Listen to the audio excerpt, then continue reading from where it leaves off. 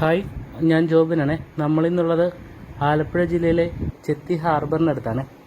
നമ്മളീ കാണുന്നതാണ് ടെട്രാപോഡുകൾ. ഇതിന് ഏകദേശം 3.5 ടണ്ണോളം ഭാരം വരുന്നുണ്ട്.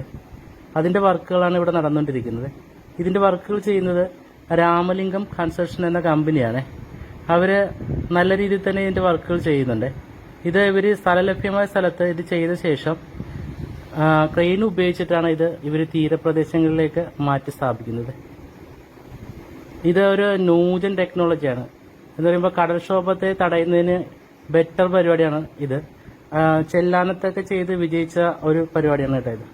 അപ്പോൾ എനിക്കറിയാവുന്നൊരു കാര്യം നിങ്ങളുമായിട്ട് ഷെയർ ചെയ്തതെന്ന് മാത്രം. അപ്പോൾ ബൈ, അടുത്ത വീഡിയോ ആയിട്ട് കാണാം.